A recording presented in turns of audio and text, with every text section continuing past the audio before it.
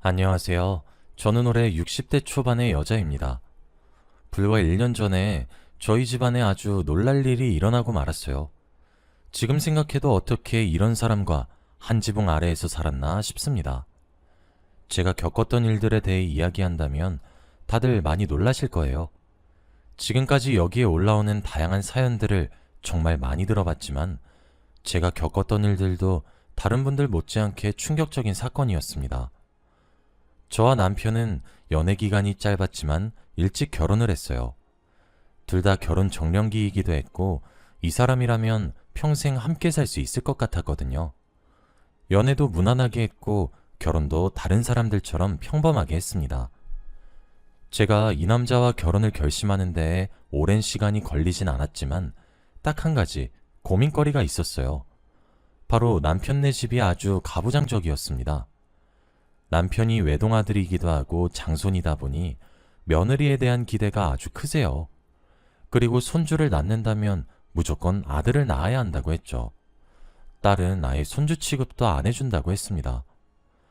매일 근로만 접했던 그런 집이었고 그런 곳에 시집을 가게 되면 고생을 할까봐 겁이 났지만 그때는 무슨 자신감이었는지 왠지 이 사람과 함께라면 다 이겨낼 수 있을 것 같았어요. 그래서 결혼을 결심했고 제가 시댁과 문제가 있을 때 제 남편이 사이에서 다 해결해 줄 거라고 믿었죠. 결혼하고 초반에는 양가 부모님 다 괜찮았습니다. 사이도 좋았고 아직 가족이 된 지 얼마 안 됐으니까 저희에게 너무 잘해주셨거든요. 저는 시댁살이를 하고 있었고 눈치껏 어머니 밑에서 일을 배웠습니다. 그런데 가부장적인 시아버지에 비해 시어머니는 굉장히 친절하셨어요. 제가 실수를 하고 잘 적응하지 못하면 차근차근 다시 설명해 주셨고 화 한 번 내지 않으셨죠. 그런데 시아버지 앞에서는 한마디도 못 하셨어요. 시아버지가 워낙 기가 세고 무섭게 말을 내뱉으시다 보니 시어머니도 깨갱하셨거든요. 그래도 뒤에서 저를 늘 잘 챙겨주시는 시어머니 때문에 시댁에서 살 수 있었던 것 같습니다. 결혼하고 얼마 지나지 않아 다들 눈치껏 임신 이야기를 꺼내기 시작하였고 저희 부부는 본격적으로 임신 준비를 했어요. 시아버지가 제일 적극적으로 나섰고 무조건 아들이어야 한다며 세뇌시켰습니다. 무당도 만나게 하시고 부적도 집안 곳곳에 붙이셨죠. 손자를 낳기 위해서 몇백만 원을 쓰는 건 일도 아니었고 짠돌이인 시아버지의 지갑을 열 수 있었죠. 다행히도 시아버지의 노력 덕분인 건지 저는 아들을 낳을 수 있었습니다. 아들이라는 소식을 알게 된 순간 감격스러워서 눈물이 났어요. 솔직히 마음고생을 안 했다고 하면 거짓말이잖아요. 딸을 낳으면 얼마나 구박을 받을까 싶기도 했고 저도 내심 아들이 낳고 싶어서 기대했습니다. 제가 아들을 낳은 순간 온 집안에 경사가 났고 시아버지는 잔치까지 열 기세였어요. 그리고 아들을 낳은 뒤 시아버지는 사람이 바뀌었습니다. 늘 인상을 쓰고 화만 내시던 시아버지가 제 아들을 보고 매일같이 웃으셨죠. 안방에서도 나오지 않으시던 분께서 손자를 보러 매일 방에서 나와 아들을 보셨고 저 대신에 산책도 많이 가시고 하다못해 학부모 참관 수업에도 가셨죠. 이런 할아버지의 사랑이 저희 아들에게도 전달이 되었는지 제 아들도 할아버지를 너무 좋아했어요. 원래 할아버지와 손자가 잘못하면 어색한 관계가 될 수 있다고 들었는데 저희 집은 정반대였습니다. 아들은 오히려 부모인 저와 남편보다 할아버지와 더 친하게 지냈거든요. 솔직히 속상하지 않았다고 하면 거짓말이죠. 저희는 훈육을 시켜야 하니까 아들에게 혼을 내지만 시아버지는 아들이 하고 싶은 거 다 하게 해주셨습니다. 그러다 보니 아들도 잔소리하는 부모보다 할아버지가 더 좋았겠죠. 그래서 운동회나 소풍도 다 할아버지랑 가려고 난리였습니다. 제가 제일 충격을 받은 건 바로 어버이날이었어요. 원래 어버이날이 부모님한테 카네이션을 달아주는 날인데 그날 아들은 할아버지 거 딱 한 개만 학교에서 정성스레 만들어 왔습니다. 그리고 할아버지한테 달아주었죠. 저와 남편이 섭섭한 티를 팍팍 내어도 아들은 눈길조차 주지 않았습니다. 그래도 좋은 게 좋은 거라고 생각하려고 했어요. 그리고 아들 덕분에 시아버지가 예전과 다르게 많이 웃으시고 행복해 하시니 그걸로 만족했습니다. 집안의 분위기도 많이 살았고 옛날의 가부장적인 환경도 조금 변화가 되었죠. 이렇게 평생 행복만 할 줄 알았던 저희 집도 한순간에 비가 내리고 말았습니다. 바로 시어머니가 돌아가시고 말았거든요.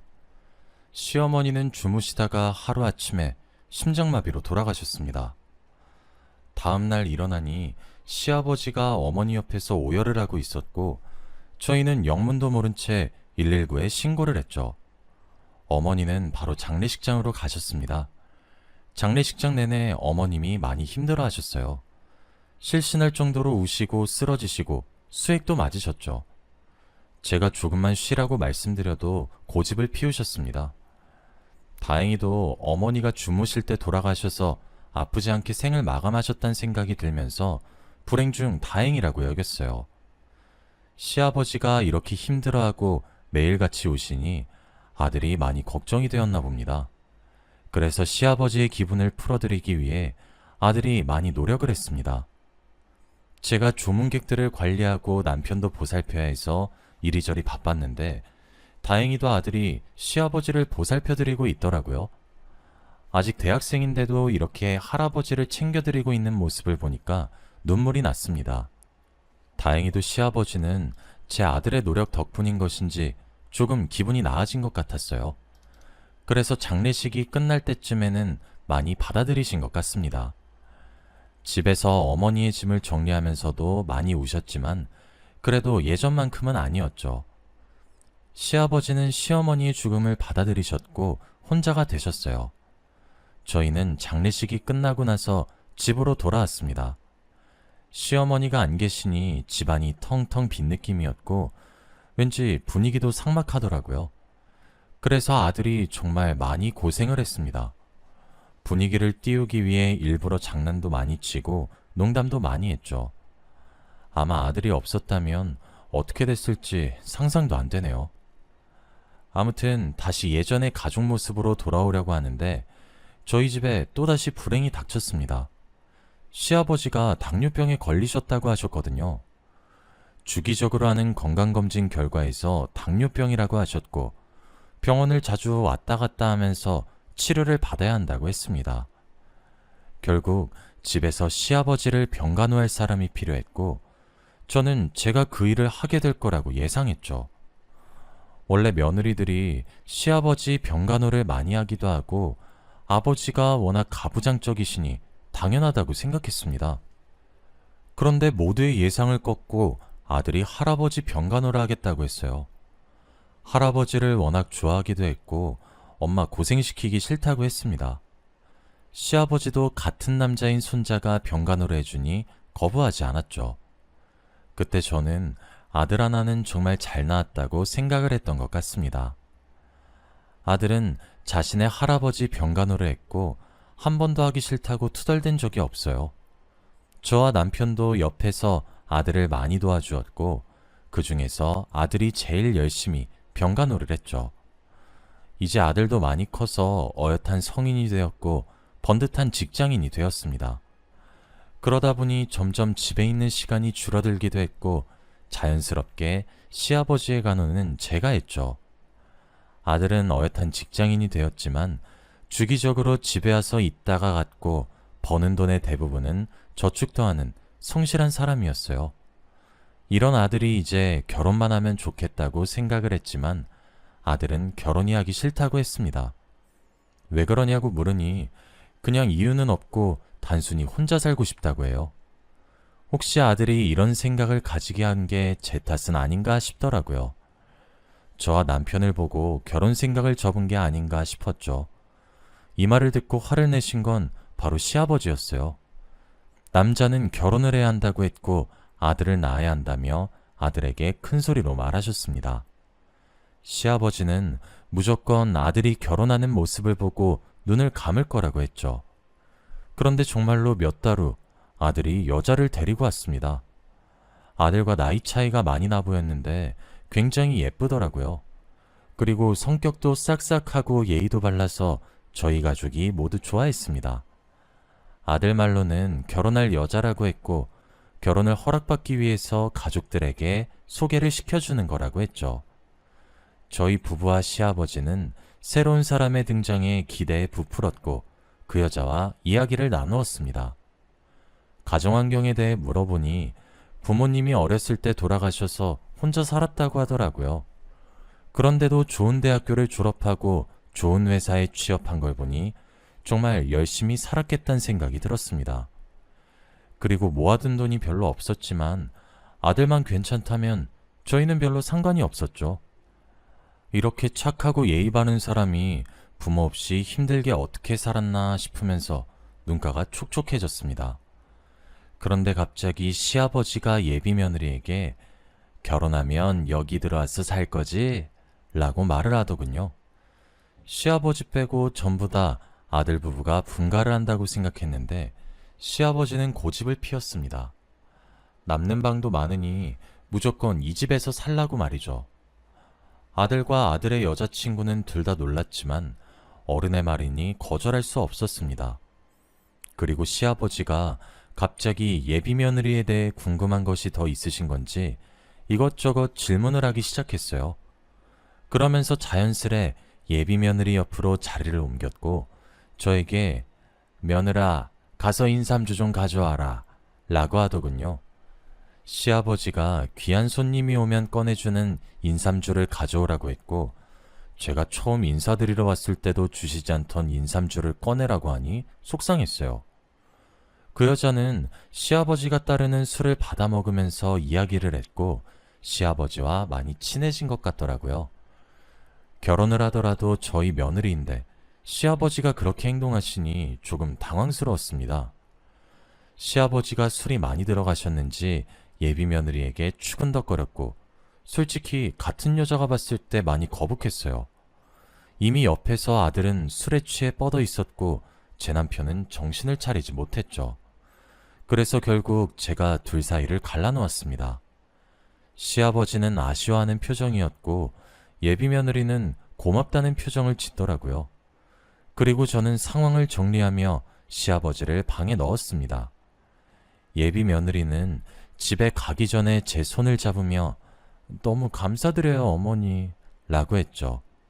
그렇게 상황이 끝났고 둘은 결혼식을 올렸습니다. 며느리가 저희 집에 들어오니 그래도 일할 사람이 2명이 되니까 조금 수월할 줄 알았어요. 그런데 그건 저만의 착각이었습니다. 오히려 시아버지는 며느리를 옆에 끼고 살았고 저한테 일을 더 시켰거든요.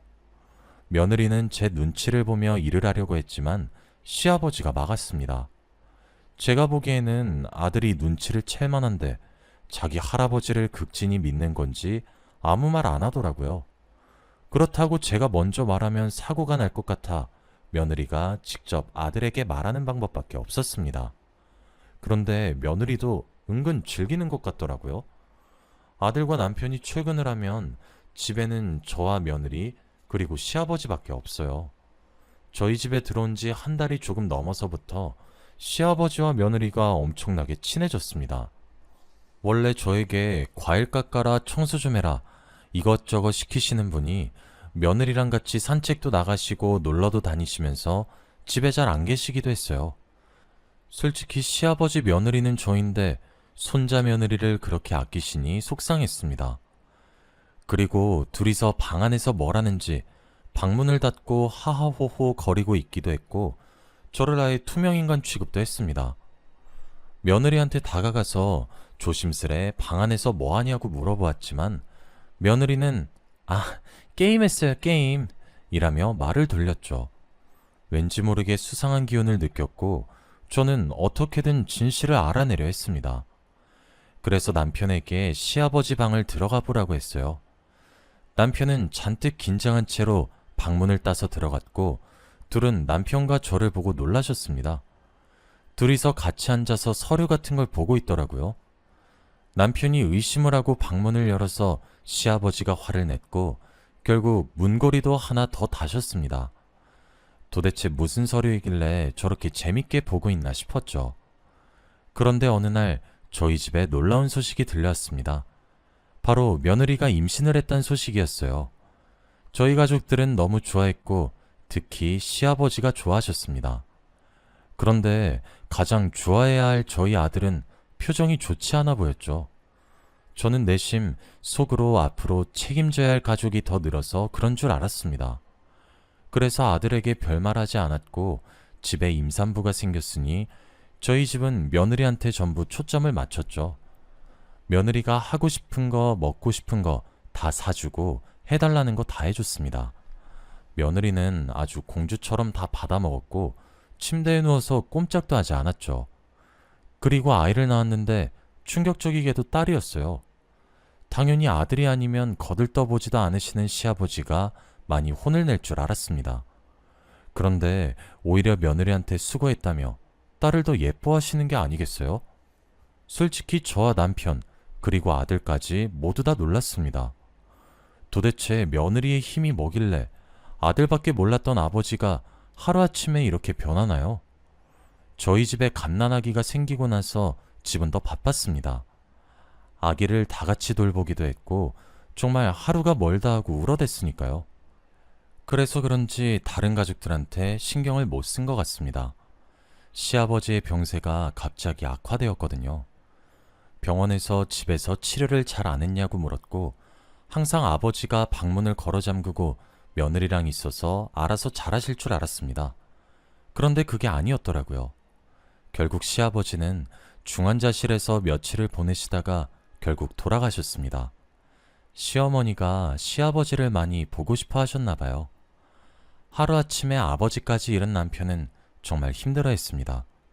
그런데 그만큼 아들이 너무 힘들어 하더라고요.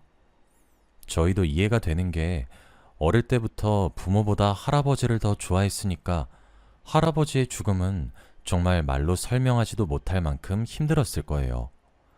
그러다 보니 아들은 할아버지의 장례식이 끝나서도 더 엇나갔습니다. 지금 한창 아빠의 손길이 필요한 갓난아기도 있는데 아들은 매일 집 밖으로 나가서 늦게 들어왔고 술에 완전 떡이 돼서 집에 들어온 적도 많았죠. 솔직히 자기 딸을 놔두고 이렇게 방황하는 아들을 보고 많이 실망했습니다. 그리고 며느리가 너무 불쌍했어요. 혼자서 힘들게 육아하는 모습이 너무 마음에 걸렸거든요. 그래서 낮에 집에 저와 며느리가 단둘이 서 있을 때 솔직히 물어봤습니다. 아들과 며느리 사이에 무슨 일이 있냐고 하면서 말이죠. 그런데 갑자기 눈물을 펑 터뜨리면서 말을 하기 시작했습니다. 이렇게까지 슬퍼할 줄 몰랐는데 저도 모르게 며느리가 마음고생을 많이 했더라고요. 며느리는 울면서 어머니, 남편이 바람 피우는 것 같아요 라고 했죠. 저는 순간 뒤통수를 한 대 맞은 기분이었고 모든 퍼즐이 다 맞춰졌습니다. 아들이 이렇게 집에 안 들어오고 술을 진탕 먹는 게 바로 여자 때문이라는 사실을 알았습니다. 그리고 그날 저는 아들에게 한 소리 하려고 했어요.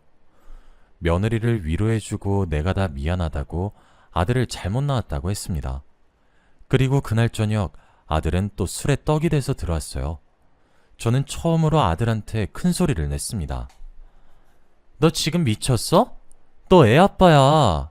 근데 지금 이렇게 밖에서 술 먹고 늦게 들어오면 되니? 집에서 너 기다리고 있는 애랑 아내 생각 안 해? 오늘 며느리가 얼마나 고생했는 줄 알아? 아직도 할아버지 죽음이 실감이 안 나서 그래? 아직도 슬퍼서 이렇게 반항하는 거냐고.